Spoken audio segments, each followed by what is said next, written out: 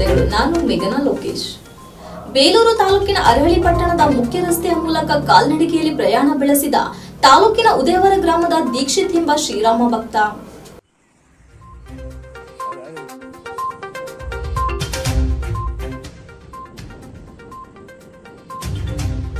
ಬೇಲೂರು ತಾಲೂಕಿನ ಅರೇಹಳ್ಳಿ ಪಟ್ಟಣದ ಮುಖ್ಯ ರಸ್ತೆಯ ಮೂಲಕ ಕಾಲ್ನಡಿಗೆಯಲ್ಲಿ ಪ್ರಯಾಣ ಬೆಳೆಸಿದ ತಾಲೂಕಿನ ಉದಯವರ ಗ್ರಾಮದ ದೀಕ್ಷಿತ್ ಎಂಬ ಶ್ರೀರಾಮ ಭಕ್ತ.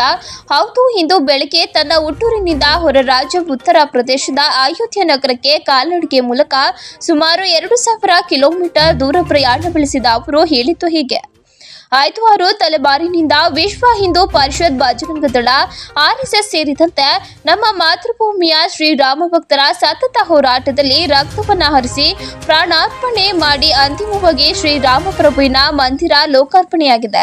ಹಾಗಾಗಿ ಅವರೆಲ್ಲ ಶ್ರಮಕ್ಕೆ ಪ್ರತಿಯಾಗಿ ನಾನು ಕಾಲ್ನಡಿಗೆಯಲ್ಲೇ ಪ್ರಯಾಣ ಬೆಳೆಸುವುದು ದೊಡ್ಡ ವಿಷಯವೇನಲ್ಲ, ಅವರಿಗೆ ನೀಡುವ ಸಣ್ಣ ಗೌರವ. ಶ್ರೀರಾಮ ಪ್ರಭುವಿನ ದರ್ಶನ ಪಡೆಯುವ ಮಹದಾಸೆಯಿಂದ ಎಂದು ಪ್ರಾರಂಭಿಸಿದ್ದೇನೆ ಹಾಗೂ ಮುಂದಿನ ಏಪ್ರಿಲ್ ತಿಂಗಳ ಅಂತ್ಯದಲ್ಲಿ ಅಯೋಧ್ಯೆಯ ಶ್ರೀರಾಮ ಮಂದಿರ ತಲುಪಿ ಪ್ರಭುವಿನ ದರ್ಶನ ಪಡೆದು ರೈಲ್ವೆ ಮೂಲಕ ಮರಳುತ್ತೇನೆ ಎಂದರು.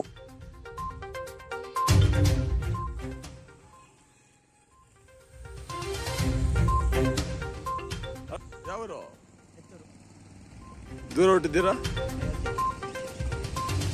ಬೆಳಗ್ಗೆ 10 ಗಂಟೆಗೆ ಬಿಟ್ಟಿದ್ದೆ.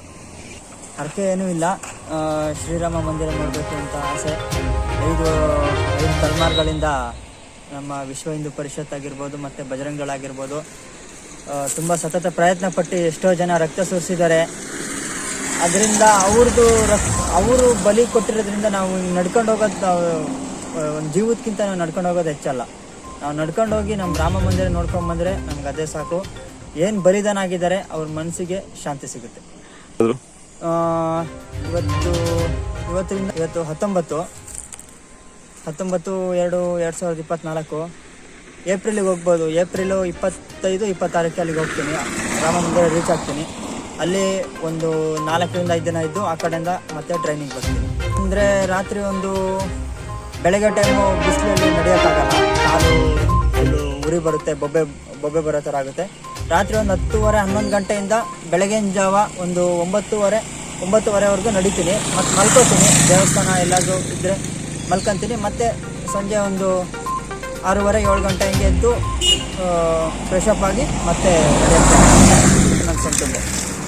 ಹೌದು, ರಾಮ ಮಂದಿರ ಓಪನ್ ದಿನ ಹೋಗಿದ್ದಾರೆ, ಹುಬ್ಬಳ್ಳಿಯಿಂದ ಒಬ್ಬರು ಹೋಗಿದ್ದಾರೆ.